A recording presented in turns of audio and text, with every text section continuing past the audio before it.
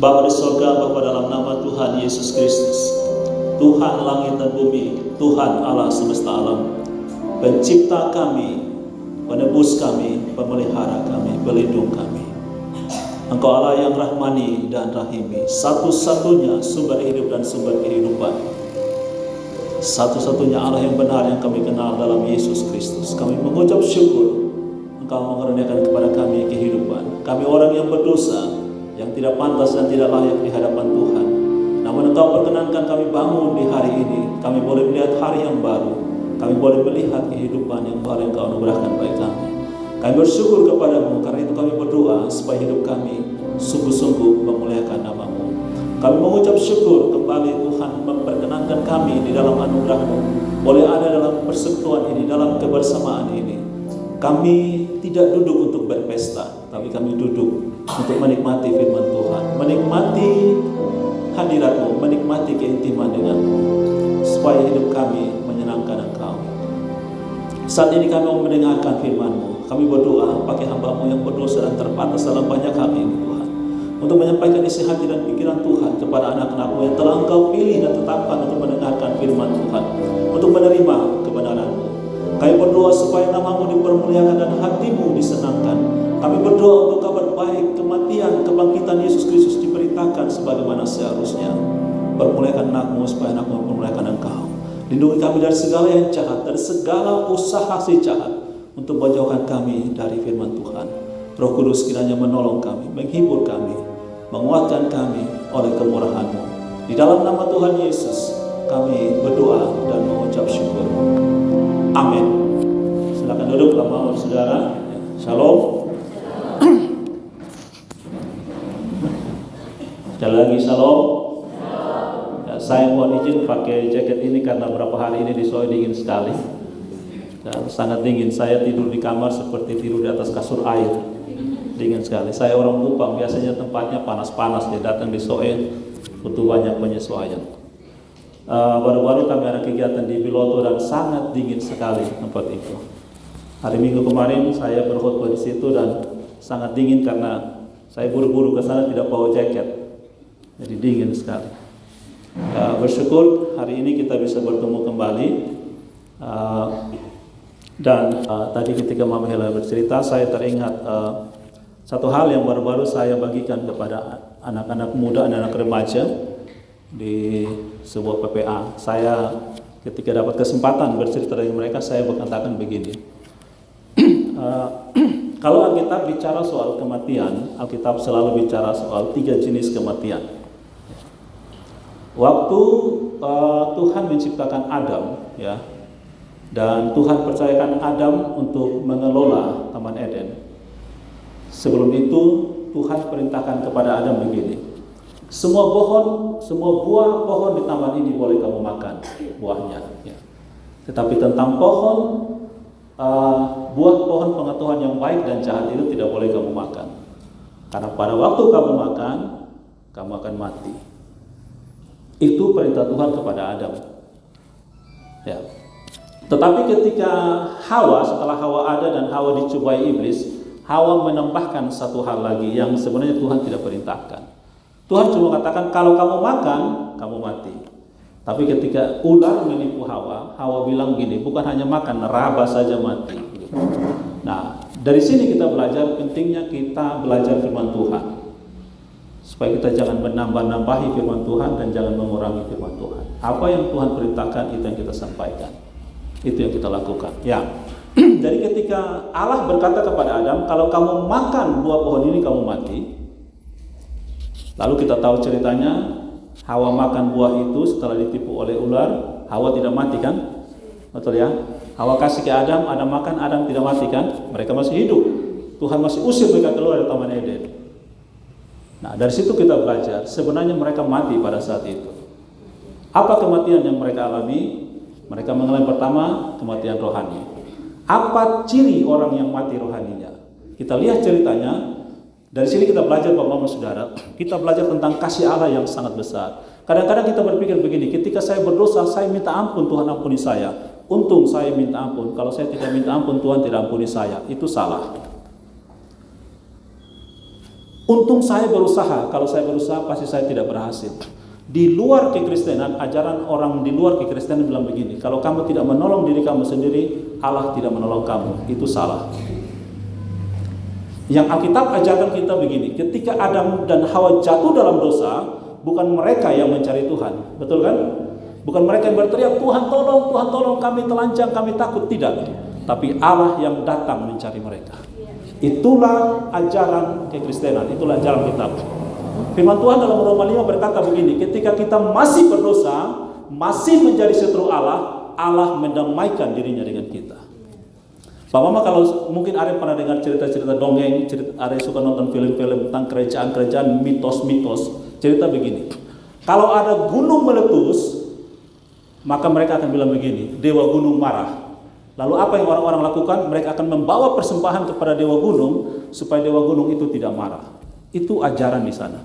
Kalau zaman dulu orang berperang dan mereka kalah perang, mereka akan bilang begini, dewa perang marah dengan kita sudah bersalah, kita harus mendamaikan hati dewa perang. Jadi manusia harus melakukan sesuatu, baru Allah lakukan sesuatu. Itu bukan ajaran Alkitab.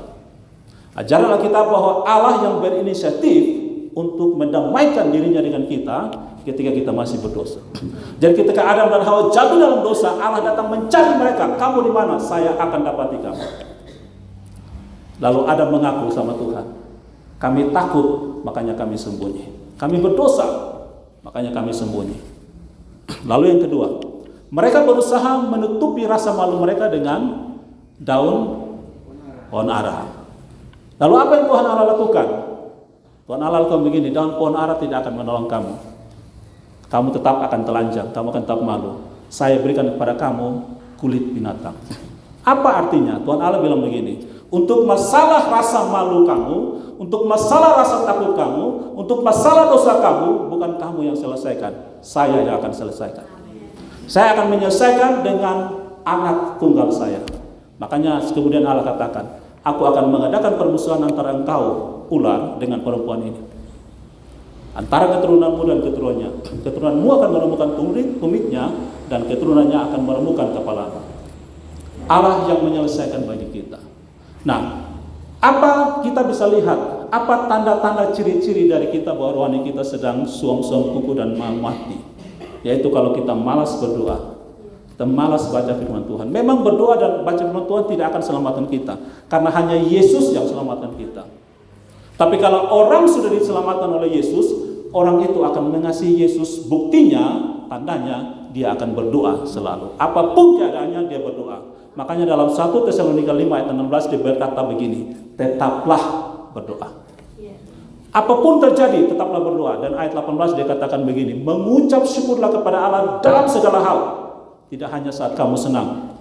Saat kamu anak-anak bapak mama, cucu-cucu bapak mama, di sini oma-oma, cucunya kalau tidak lulus tes pun mengucap syukur kepada Tuhan. Kita terbiasa kalau naik pangkat lulus baru buat ucapan syukur. Tidak ada orang yang gagal tes CPNS dia ucap syukur. Kayaknya saya belum pernah ketemu gereja buat ibadah pengucapan syukur bagi orang yang gagal dalam CPNS. Tidak ada orang yang mau naik jabatan, tidak diterima, tidak dipromosi, dia buat ibadah ucapan syukur. Hanya kalau dia naik jabatan. Itu bukan ajaran Alkitab. Mengucap syukur dalam segala hal. Nah, Adam dan Hawa mengalami kematian yang pertama, kematian rohani. Mereka takut ketemu dengan Allah.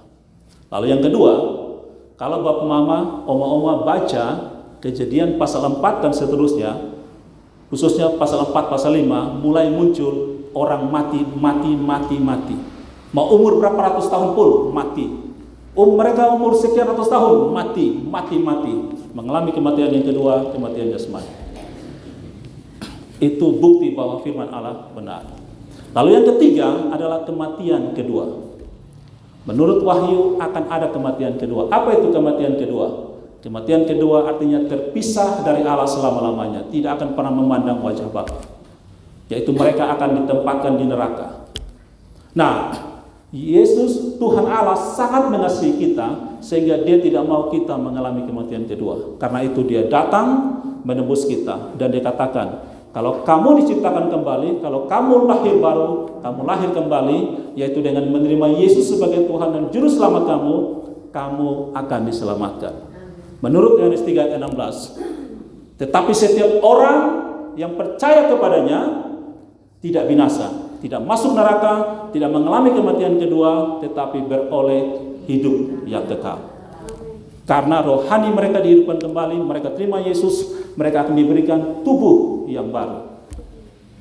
Mereka akan berhadapan muka dengan Allah Bapa di surga. Jadi itu yang Yesus datang dan sampaikan kepada kita semua. Bersyukur bagi kita yang telah menerima Dia sebagai Tuhan yang selamat kita. Boleh saya tanya di sini, mama, bapak, siapa yang sudah terima Yesus sebagai Tuhan selamat pribadi? Sudah? Puji Tuhan. Ada yang belum? Kalau ada yang belum, nanti kita sama-sama berdoa. Ya. Nah, kalau kita menjadi milik Kristus, Dia akan menjamin kehidupan kita. Tadi saya ingat, mungkin tadi mama sampaikannya ada, misalnya kalau kita berpakaikan pakaian dari Tuhan. Saya terbayang seperti ini. Mama, oma mungkin pernah lihat orang pakai rompi anti peluru. Betul ya, biasanya polisi, tentara, kalau mereka berperang pakai rompi anti peluru. Nah, kalau orang pakai rompi anti peluru, ketika dia ditembak, dia bisa saja jatuh. Mungkin kaget, atau mungkin dorongan peluru itu begitu kuat, dia jatuh. Tapi yang pasti dia tidak akan terluka. Kenapa? Karena ada rompi, ada perisainya. Nah, itulah yang firman Allah katakan di dalam Efesus 6, pakailah senjata-senjata rohani. Salah satunya adalah baju sirah keadilan. Kalau kita memakai baju sirah keadilan, kita mungkin dihantam oleh iblis, mungkin kita kaget, kita jatuh, tapi kita akan bangkit kembali, kita tidak akan terluka. Tuhan memperlengkapi kita. Nah, kira-kira 2 minggu yang lalu, mama, saudara, bapak-bapak, saya dikirimi sebuah video. Saya dapat sebuah video. Video itu berjudul begini, fenomena pelayanan karismatik di Kuna, Timur Tengah Selatan. Mungkin ada yang melihat video itu? Ada ya? Ya. Video ini diposting, dimuat di YouTube tanggal 8 Juni tahun 2022. Dan tadi pagi ketika saya lihat, yang nonton sudah 4.643 orang.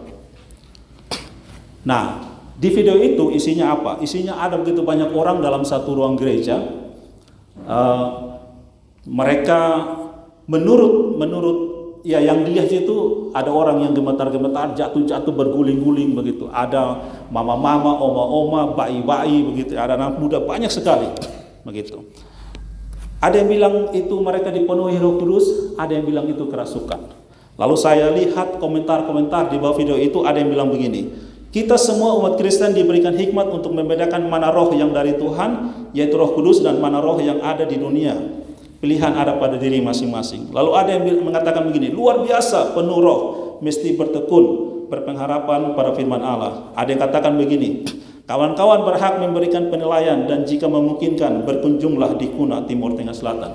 Saya tidak tahu Kuna itu di mana. Ada yang tahu kah? Kuna di sebelah mana? Sana kah? Ya? Oh, di sana. Ya.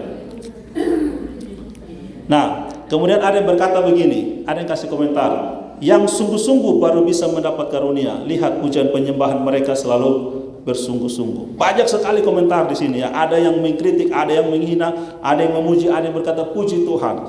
Ya, setiap orang bebas berkomentar. Tetapi kita perlu melihat apa tanda-tandanya Roh Kudus bekerja dalam diri seseorang. Itu lebih penting. Menurut firman Tuhan, bukan menurut kebiasaan. Kalau tidak kita akan terjebak. Kalau tidak kita akan jatuh dalam dosa. Nah, saja kita baca 2 ayat firman Tuhan. Dari Kisah pasal 6 ayat 1 sampai 2 ya. Kisah Para Rasul pasal 6 ayat 1 sampai 2. Ada 2 ayat, saya akan mengajak kita semua mari baca bersama-sama ya. Kisah Para Rasul pasal 6 ayat 1 dan 2. Dalam hitungan ketiga, mari kita semua membaca bersama-sama. Kisah Para Rasul pasal yang ke-6 ayat 1 dan ayat yang kedua ya. 1, 2, 3. Pada masa itu ketika jumlah murid makin bertambah, timbullah sungut-sungut di antara orang-orang Yahudi yang berbahasa Yunani terhadap orang-orang Ibrani, karena pembagian kepada janda-janda mereka diabaikan dalam pelayanan sehari-hari. Berhubung dengan itu, ke-12 rasul itu memanggil semua murid berkumpul dan berkata, kami tidak merasa puas karena kami melalaikan firman Allah untuk melayani meja. Amin. Demikian firman Tuhan. Nah, latar belakang dari kisah para rasul pasal 6 ini perlu kita lihat, ya. Karena itu saya mengajak kita melihat secara sekilas begini. Pada kisah para rasul pasal 1, Yesus menjanjikan bahwa Roh Kudus akan datang. Ya, akan datang penolong yang lain. Dalam kisah para rasul 1 ayat 8, Yesus berkata bahwa kalau Roh Kudus turun atas kamu, kamu akan punya kuasa. Kamu akan beritakan Injil mulai dari Yerusalem sampai ke ujung bumi. Kalau Roh Kudus turun atas kamu. Nah, artinya kalau kita mau memberitakan Injil, kita membutuhkan kuasa. Kenapa? Karena iblis ini, tadi ada kesaksian, iblis akan menipu kita dan kita akan mudah jatuh. Kita perlu sadari begini. Tidak ada orang yang sadar ketika dia ditipu. Betul ya? Setuju tidak? Kalau orang sadar pasti dia tidak akan ditipu. Begitu. Namanya tipuan berarti kita tidak sadar. Nah, menurut Tuhan Yesus, iblis itu bapa segala dusta. Dia menjatuhkan kita dengan menipu kita. Nah, karena itu supaya kita jangan ditipu, kita harus tahu apa yang benar. Saya kasih contoh. Dari mana oma-oma, bapak-bapak semua, mama-mama semua tahu uang palsu? Dari mana kita tahu uang palsu? Caranya cuma satu. Kalau kita tahu uang yang asli. Betul ya? Kita tahu uang yang asli, maka semua yang tidak asli adalah palsu. Kalau kita sibuk urus yang palsu-palsu, kita akan habis waktu dengan itu kan, cek terus ya. Tahu aja yang asli gimana. Kita kalau tahu yang asli yaitu firman Allah, maka semua di luar firman Allah adalah palsu. Itu caranya. Amin. Makanya kita harus belajar firman Tuhan. Semua yang di luar firman Tuhan itu palsu, jangan dipercaya. Makanya ketika iblis datang mencoba Yesus di dalam pencobaan di padang gurun dalam Matius 4 dan Lukas 4, Yesus hanya melawan dengan firman Tuhan. Jadi itu menjadi teladan bagi kita.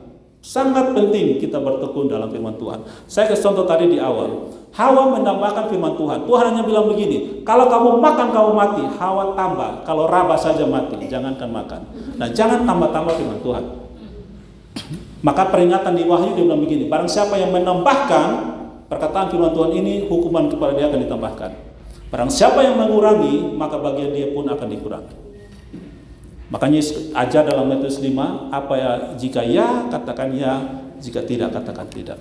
Nah, lalu dalam pasal 2, kisah para rasul pasal 2, di situ Roh Kudus turun memenuhi para murid. Ada 3 tanda kerja Roh Kudus yang tertulis dalam kisah 2. Yang pertama, bunyi angin api. Ada tiupan bunyi yang keras, angin melanda rumah itu tapi tidak ada yang berantakan. Artinya ciri bahwa Roh Kudus bekerja teratur. Dalam 1 Korintus 14 ayat 40 dikatakan ibadah itu harus berlangsung dengan sopan dan teratur. Roh Kudus bekerja, dia tidak akan buat berantakan. Walaupun kalau misalnya saat ini Roh Kudus berkenan hadir dan kita mendengarkan tiupan angin yang keras, tidak ada satupun meja kursi yang akan jatuh. Itu cara kerja Roh Kudus. Dia berjalan dengan sopan dan teratur. Artinya, kalau orang hidup tidak sopan, dalam dirinya tidak ada Roh Kudus. Roh Kudus akan mengajari orang hidup dengan sopan, teratur, tertib. Itu ciri kerja Roh Kudus. Yang berikut adalah lidah-lidah api. Nah, ciri utama yang paling menjadi tanda yang istilahnya signifikan atau satu yang menjadi ciri benar-benar dari kerja Roh Kudus dalam diri seseorang adalah muncul keberanian untuk beritakan Injil. Amin. Makanya kita tahu di dalam kisah pasal 2, Petrus bangkit dan berkhotbah di tengah ribuan orang. Padahal kita tahu siapa Simon Petrus. Beberapa puluh hari sebelumnya dia baru menyangkal Yesus. Penyangkalan Petrus itu kalau kita baca, kalau kita tahu bagaimana kedekatan Petrus dengan Yesus, kita bisa katakan Petrus itu kurang ajar. Kenapa? Di dalam perjamuan malam terakhir dengan Yesus, dia katakan bahwa saya rela dipenjara demi kamu. Saya rela mati bersama dengan kamu. Tapi Yesus bilang, malam hari ini, sebelum ayam berkokok, engkau sudah 3 kali menyangkal aku. Dan bagaimana cara Petrus menyangkal Yesus? Pertama, dia hanya bilang, saya tidak kenal orang itu. Saya tidak tahu apa yang kamu katakan. Yang ketiga kali, firman Tuhan katakan begini, Petrus bersumpah tidak kenal Yesus. Dia bersumpah. Dan kalau kita pernah punya kawan seperti itu, kita akan sangat sakit hati, betul? Kita akan bilang 7 turunan beta tidak kenal lu. Nah, itu kita. Syukur-syukur kita hidup sampai 7 turunan. Mungkin setengah keturunan saya tidak ada lagi, gitu ya. Tetapi apa cara Yesus pulihkan Petrus? Di pantai Tiberias, Yesus sama sekali tidak omong kesalahan Petrus. Dalam Yohanes 21, Yesus cuma bertanya 3 kali. Apakah engkau mengasihi aku? Dari sini kita belajar, jangan suka ungkit-ungkit masa lalu orang. Kalau mau ampuni, ampuni saja. Gitu. Tak usah pakai syarat-syarat. Yesus mengajari seperti itu. Nah, jadi ketika Petrus dipenuhi oleh Roh Kudus, muncul keberanian di dalam diri dia untuk memberitakan Injil. Jadi sekali lagi kita belajar, ciri utama Roh Kudus bekerja dalam diri seseorang adalah keberanian beritakan Injil. Keberanian untuk mengatakan Injil, bukan mujizat-mujizat, bukan berbahasa roh. Walaupun di dalam karunia roh itu ada namanya berbahasa roh, tapi ciri utamanya adalah keberanian untuk memberitakan Injil. Nah, menurut Kisah pasal 2 ayat 41 sampai 47, ya kita masih lihat latar belakang dari cerita dari pasal 6 dari Kisah Para Rasul.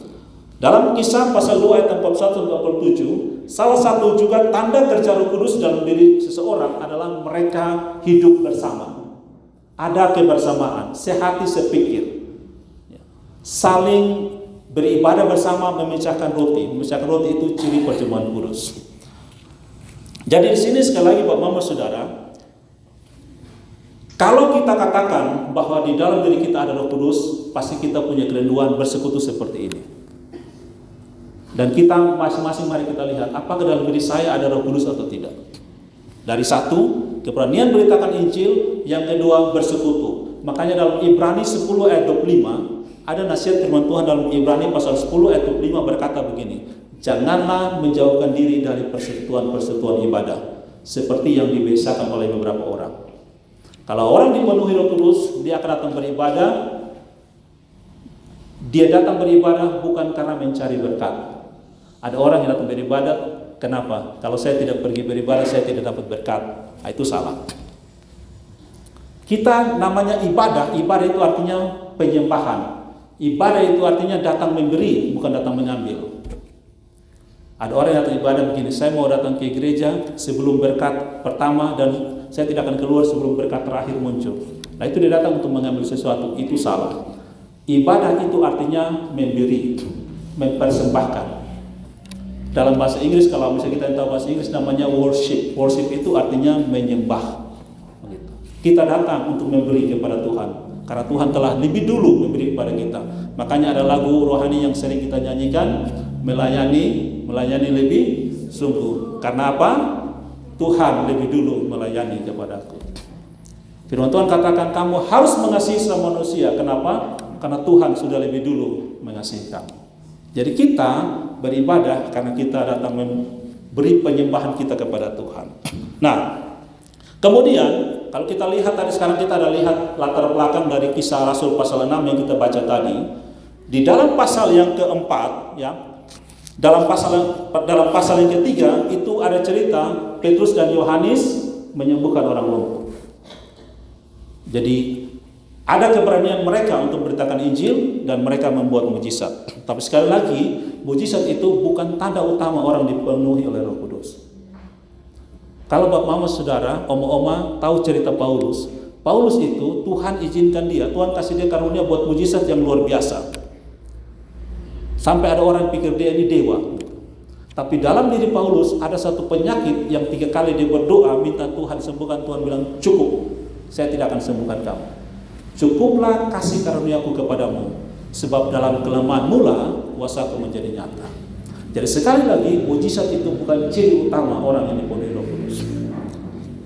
Nah, kemudian di dalam Kisah pasal 5 muncul cerita Ananias dan Safira.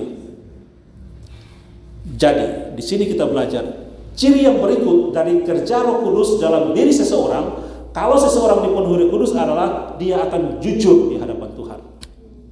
Ananias dan Safira mencoba mendustai Roh Kudus, mati saat itu juga. Makanya Yesus peringatkan, dosa yang lain bisa diampuni, tapi dosa menghujat Roh Kudus tidak akan diampuni. Apa itu dosa menghujat Roh Kudus? Dosa menghujat Roh Kudus artinya menyangkali perbuatan Roh Kudus. Orang-orang pada saat itu mengatakan Yesus punya kuasa itu dari Beelzebul, kepala penghulu setan. Jadi mereka tidak akui bahwa kuasa Yesus membuat mujizat adalah dari Allah. Itu namanya menghujat Roh Kudus. Makanya Yesus katakan, kamu menghujat Roh Kudus, dosamu tidak akan diampuni. Jadi kita harus hati-hati dengan perkataan-perkataan kita. Jangan sampai kita kebablasan. Jangan sampai kita menghujat Roh Kudus. Nah, lalu muncullah kisah pasal 6 yang tadi kita baca. Begitu ya. Jadi sekali lagi Bapak Mama, Oma-Oma, saudara, saya katakan bahwa ciri utama kehidupan orang yang dipenuhi Roh Kudus adalah dia bersekutu, dia hidup bersama, dan dia berani beritakan Injil. Itulah yang terjadi dalam, kalau kita lihat kisah di surat Roma, kalau kita tanya, ya, kalau kita baca, Paulus pernah berkata begini, barang siapa yang mengakui Yesus Tuhan, maka dia akan diselamatkan. Kenapa? Karena pada masa itu, Kaisar Romawi menyatakan dirinya adalah Tuhan. Jadi siapa yang menyangkal dia, siapa yang tidak mengakui Kaisar itu Tuhan, pasti dia mati. Salah satu cerita yang sangat terkenal adalah cerita tentang Polikarpus. Mungkin ada pernah dengar nama Polikarpus? Di Atambua ada satu gereja Gimit, Jemaat Polikarpus. Nama Polikarpus tidak ada dalam Alkitab. Kita baca dari Kejadian sampai Wahyu, tidak ada nama Polikarpus. Tapi dia sangat terkenal di dalam sejarah gereja. Dia terkenal dengan cerita ini. Polikarpus itu adalah murid dari Yohanes, murid dari Rasul Yohanes. Ya.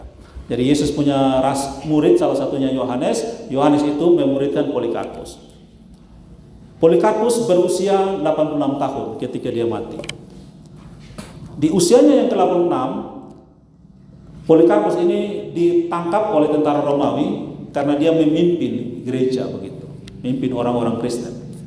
Dan dia disuruh mengakui Kaisar itu Tuhan. Nah, tentara yang tangkap Polikarpus ini sangat kasihan dengan Polikarpus karena dia sudah tua. Jadi tentara ini bilang begini, apa susahnya kamu katakan bahwa Kaisar itu Tuhan dan tinggalkan Yesus kamu? Apa susahnya?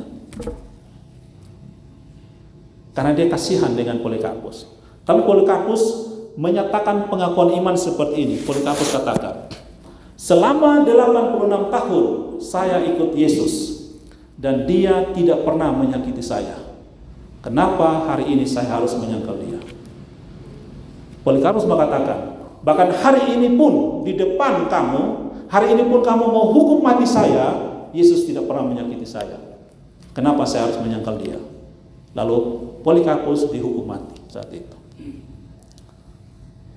Orang yang dipenuhi Roh Kudus, dia berani mengakui Tuhan Yesus dalam segala keadaan. Dan dia tetap beritakan Injil. Itu tanda utama orang dipenuhi Roh Kudus. Jadi hari ini, saat ini ketika mendengarkan firman Tuhan ini, coba kita koreksi diri kita. Apakah saya dipenuhi Roh Kudus? Kita tidak perlu menghakimi siapa-siapa. Lihat diri kita sendiri. Apakah saya ini penakut?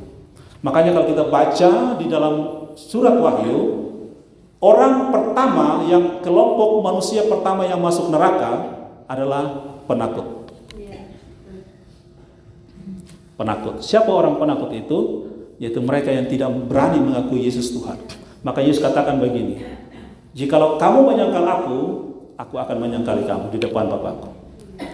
Apa arti menyangkal? Menyangkal artinya saya tidak percaya Yesus. Dia bukan Tuhan saya. Nah, orang ini yang dikatakan penakut, dan mereka inilah yang akan pertama kali masuk neraka. Sekarang kita bertanya, apakah mereka itu saya? Mari kita jujur lihat diri kita di hadapan Tuhan. Tak usah hakimi orang lain, tak usah lihat orang lain. Lihat diri sendiri dengan Tuhan. Kalau kita masih penakut, minta ampun sama Tuhan dan minta Roh Kudus penuhi hati kita. Supaya kita berani menyatakan Kristus. Jadi, banyak orang yang demi ketenaran, demi nama baik, demi makan minum, demi ekonomi, tinggalkan Yesus Kristus. Mereka lah para penakut itu. Dan kita berdoa, kita tidak hakimi mereka, kita berdoa sambil menjaga diri sendiri dan mendoakan mereka, ternyata Tuhan menolong mereka. Makanya dalam surat Galatia, Paulus menulis, jika kamu merasa dirimu kuat, hati-hatilah supaya kamu jangan jatuh. Tapi kalau kamu melihat saudaramu lemah, topanglah dia, dukunglah dia. Nah, kisah pelayanan Yesus itu yang pertama kali kalau kita baca dalam Matius 4 ayat 17 adalah bertobat. Bertobat itu artinya begini. Bertobat artinya cara berpikir ini diubah. Itu artinya bertobat. Ada satu orang yang suka merokok. Lalu tiba-tiba selama 1 bulan dia tidak merokok. Dan ada pendeta yang melihat dia dan saya bersyukur kamu sudah 1 bulan bertobat tidak merokok. Lalu dia bilang ke Pak Pendeta, sebenarnya saya tidak bertobat. Lalu pendeta bilang, terus kenapa kamu tidak merokok? Saya tidak ada uang untuk beli rokok. Dan tidak ada orang yang kasih saya rokok, makanya saya tidak merokok. Ah, itu bukan bertobat. Karena cara berpikirnya belum berubah. Mama, oma, bapak-bapak, saudara, saya mau sampaikan hal ini ya. Pikiran kita menentukan perbuatan kita. Perbuatan kita menentukan kebiasaan kita menentukan karakter kita. Artinya hidup kita dipengaruhi oleh pikiran. Apa yang kita pikirkan itu yang sangat mungkin kita lakukan. Makanya ketika Yesus datang, Yesus beritakan bertobat, ubah cara berpikirmu. Ubah cara berpikir itu. Nah, cara berpikir seperti apa? Di dalam khotbah di bukit, dalam Matius 6, ada cara berpikir orang yang keliru yang Yesus luruskan. Yesus bilang begini, di dalam topik hal kekhawatiran, dalam Matius 6 ayat 25 dan seterusnya. Orang-orang pada masa itu berpikir begini, tentang makan, minum, pakai. Jadi Yesus mengajar begini, tubuh ini lebih penting dari pakaian. Dan hidup ini lebih penting dari makanan. Itu ajaran Yesus. Dan Yesus ingatkan, kalau kamu hanya kejar makan, minum, pakai, hidup kamu itu sama dengan orang yang tidak mengenal Allah. Artinya sama dengan orang-orang yang akan masuk neraka. Tak usah urus makan, minum, pakai. Tetapi apa? Carilah dahulu kerajaan Allah dan kebenarannya. Maka semua itu akan ditambahkan kepadamu. Makan, minum, pakai itu bukan utama. Itu adalah tambahan. Siapa seperti mama mau pergi beli di toko, lalu ada bonus. Beli 1 dapat 2. Yang 2 itu jangan dibeli. Beli yang 1, otomatis yang 2 itu akan dikasih. Nah sayangnya kita nih paling senang pergi beli cari yang bonus-bonus. Kalau ada bonus kita pergi cari beli gitu. Kita kejar yang bonus. Padahal bukan, bonus itu otomatis akan dikasih. Jadi ingat, makan, minum, pakai itu bonus. Coba mama, oma, contoh begini. Coba kita punya kenalan orang yang punya mobil. Kita sedang jalan kaki, kita tidak sedang cari kendaraan.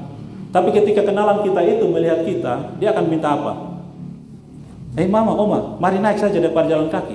Kita tidak sedang cari kendaraan. Tapi dia akan kasih kita numpang kendaraannya. Karena apa?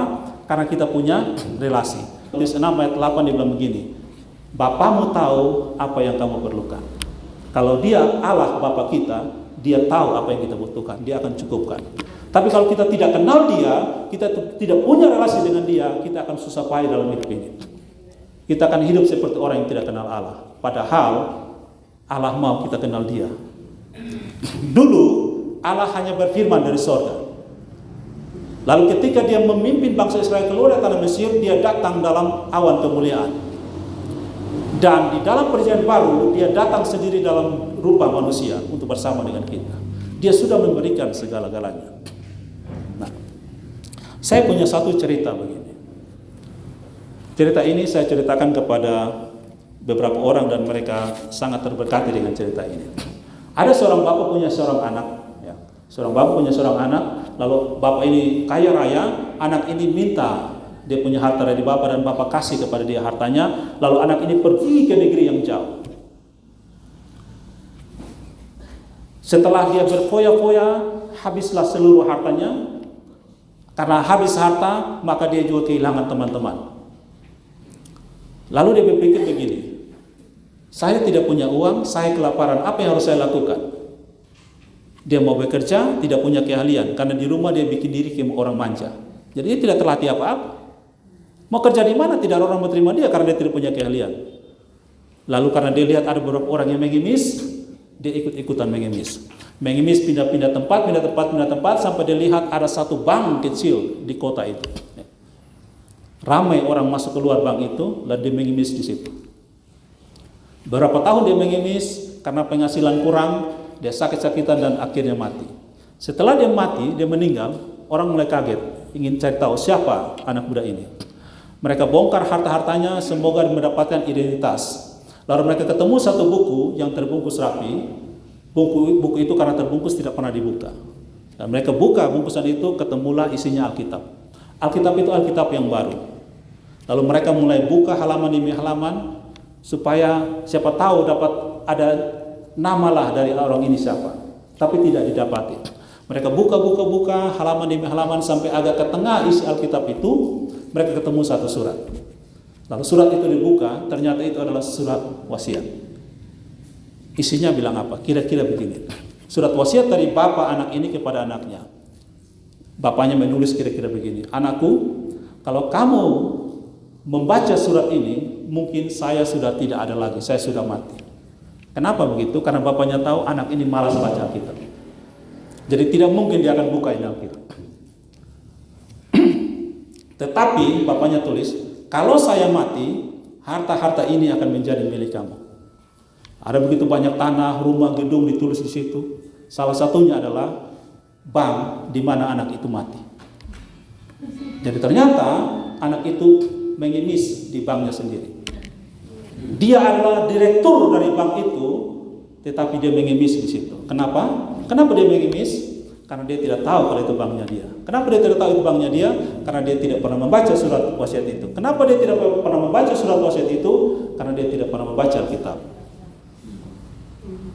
Bapak-bapak, oma-oma, saudara, Tuhan katakan, Yesus katakan, kamu adalah anak-anak Allah. Kamu ahli waris kerajaan Allah. Kalau kita tidak tahu itu, maka kita menjadi pengemis di dunia ini. Kita pengemis di bumi ini. Padahal Allah yang kita sembah adalah Tuhan langit dan bumi ini dia berikan kepada kita. Amin. Dan dia katakan, taklukkanlah itu, kuasailah itu.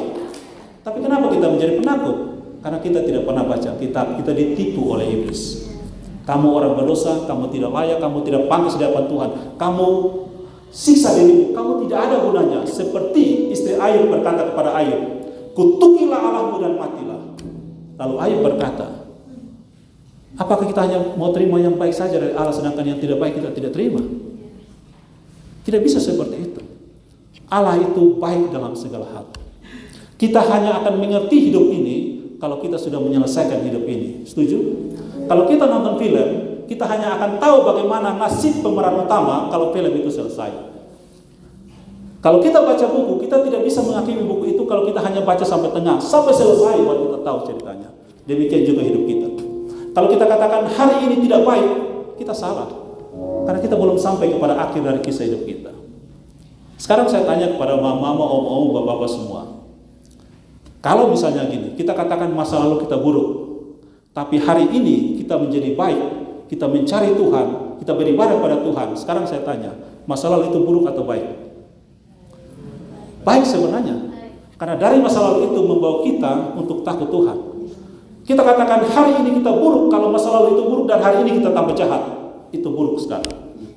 Tapi karena kita belum tahu akhir hidup kita seperti apa. Tuhan membawa kita contoh dulu mama oma yang punya anak cucu, coba lihat dia belajar berjalan, jatuh bangun tidak? Atau kita sendiri jatuh bangun tidak? Kita hitung berapa kali kita jatuh bangun ketika belajar berjalan. Waktu kita jatuh itu bukan buruk. Kita bangkit kembali, kita coba hari ini kita bisa berlari. Berarti ketika kita belajar jatuh bangun waktu berjalan, itu hal yang baik supaya kita kuat. Kita tahu betul anak-anak yang kita manja, sebenarnya kita sedang menyiapkan kematian, kehancuran dia di masa depan. Jadi anak itu tidak boleh dimanja. Kita manja hari ini, kita lihat dia senang, senyum, tapi ketika kita sudah tidak ada atau kita tidak berdaya lagi, dia akan injak-injak kita. Makanya firman Tuhan ajarkan, hormatilah ayahmu dan ibumu. Nah, pada bagian akhir, Bapak-Bapak saudara, dari cerita saya ini, renungan yang saya mau bagikan. Ciri yang berikut dari orang dipenuhi Roh Kudus adalah dia hidup dalam kebersamaan. Dia senang berbagi. Di dalam kisah 6 tadi, ya, firman itu katakan begini. Ketika jumlah murid makin bertambah, timbullah sumut-sumutan di antara para janda-janda itu. Kenapa?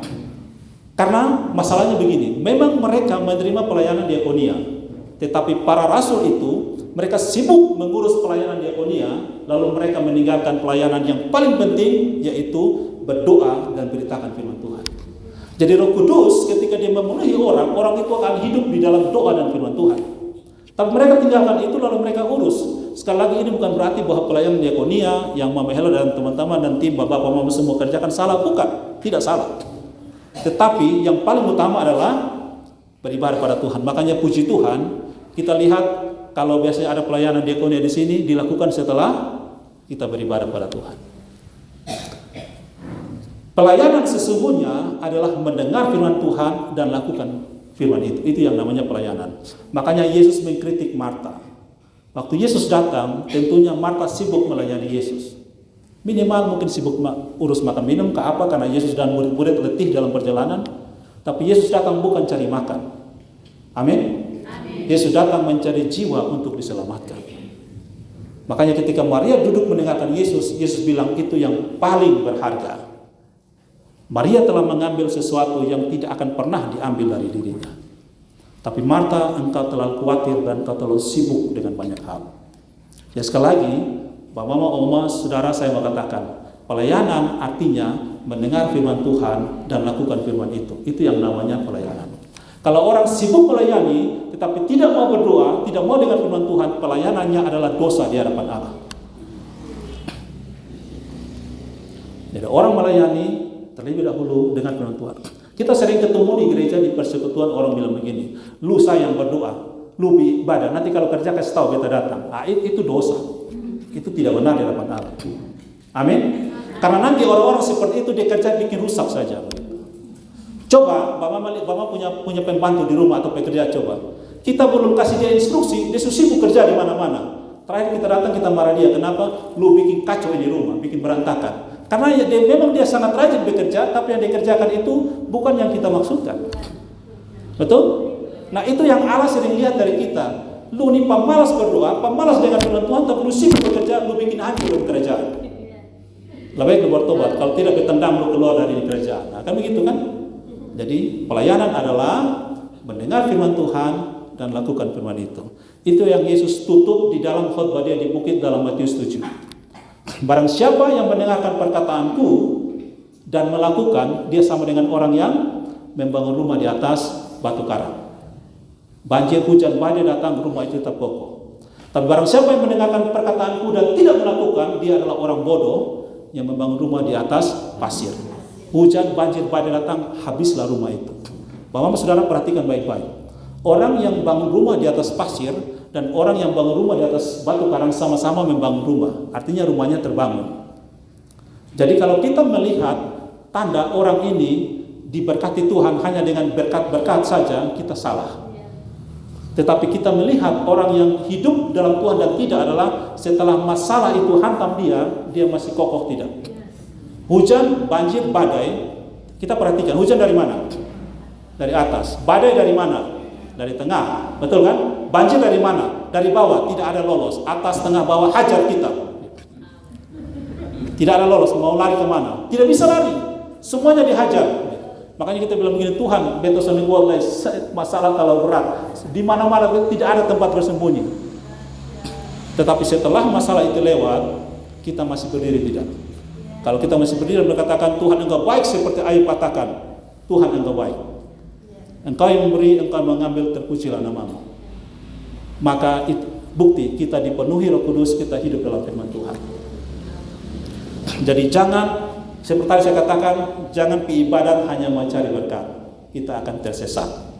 Kita datang beribadah untuk menghormati Tuhan, memberikan persembahan kepada Tuhan. Sebagai penutup, Bapak Saudara,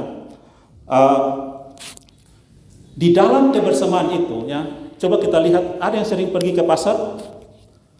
Di pasar ada kebersamaan tidak? Yang ada cuma kerumunan dan keramaian. Artinya begini, orang duduk bersama, kerja bersama, sibuk bersama, belum tentu ada kebersamaan. Bahkan di pasar itu duduk bersama tapi yang ada persaingan. Betul kan? karena menjual produk. Kebersamaan itu dimulai dari hati. Sayangnya di gereja, di tempat persekutuan, di tengah dunia yang semakin canggih dan hebat ini, yang muncul adalah banyak sekali kesepian. Orang bergereja tapi tetap kesepian. Ada orang di depan orang lain dia tersenyum, bahkan dia menghibur orang lain, tetapi pulang ke rumah dia kunci pintu dan dia menangis. Dia kesepian. Apalagi banyak orang tua yang kesepian. Mama, oma, duda-duda, bayi-bayi, banyak kesepian. Tapi kita bersyukur ketika Yesus sebelum dia disalibkan, dia menjanjikan Roh Kudus yang disebut sebagai penghibur. Dia tahu kita akan kesepian di tengah dunia ini. Kenapa kita kesepian? Karena dunia ini membenci kita. Iblis membenci kita. Yesus naik ke surga dan dia bilang, aku tidak akan meninggalkan kamu sebagai janda, sebagai yatim piatu. Aku memberikan penghibur bagi kamu. Makanya dalam Yesaya 46 ayat 4 Tuhan katakan begini, sampai masa tuamu aku tetap dia, sampai masa putih rambutmu aku menggendong kamu. Aku telah melakukannya dan mau menanggung kamu terus, aku mau menyelamatkan kamu. Tuhan, tadi ada kesaksian Oma di sini, ya Tuhan menjadi suami bagi kita. Mama saya juga janda. Mama saya sudah janda, bapak saya meninggal tahun 94, jadi sekarang kurang lebih 28 tahun. Mama saya menjanda. Tapi Tuhan pelihara mama saya. Bapak saya ketika meninggal, ya saya dengan kakak dan adik satu masih sekolah. Mama saya bukan seorang pekerja, tidak punya penghasilan apa-apa. Dia hanya diakonos di gereja. Dan kami hidup dari berkat Tuhan melalui gereja. Tapi kami semua sekarang Tuhan berkati dengan pekerjaan masing-masing. Tuhan izinkan melayani di gereja. Dari seorang mama yang hanya ibu rumah tangga, tapi Tuhan pelihara kami semua. Tuhan menjadi suami bagi mama saya. Tuhan menjadi suami bagi mama yang janda-janda di sini. Tuhan menghibur kita. Kadang-kadang kita sedih. Saya belajar dari mama saya. Biasanya orang yang janda, orang makin tua, dia cuma rindu satu. Dia tidak rindu anaknya kasih dia makan. Dia tidak rindu anaknya kasih dia rumah yang mewah atau mobil mewah, tidak. Dia rindu dengar suara anak-anak dan anak-anak datang berkunjung ke dia. Itu penghiburan yang luar biasa. Tapi jauh lebih itu, Roh Kudus hadir dan dia menemani kita setiap hari. Dia bersama-sama dengan kita. Itu hiburan yang luar biasa. Tuhan menolong kita dengan firman Tuhan, Roh Kudus penuhi kita, dan kita berani beritakan firman Tuhan, kita bertekun, kita hidup dalam kebersamaan. Kiranya Tuhan berkati kita semua. Mari kita nyanyikan pujian ini. Saya mau iring Yesus.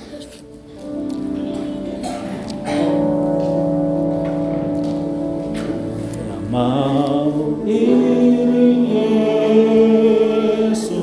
Saya mau iring Yesus. Saya mau iring Yesus sampai selama-lamanya. Sampai selama-lamanya. Sekali lagi, saya mau iring Yesus. Saya mau iring Yesus. Saya mau iring Yesus. Saya mau iring Yesus sampai selama-lamanya. Sampai selama-lamanya. Meskipun saya susah, meskipun saya susah, menderita dalam dunia, menderita dalam dunia, saya mau iring Yesus. Saya mau iring Yesus sampai selama-lamanya. Sampai selama-lamanya. Sekali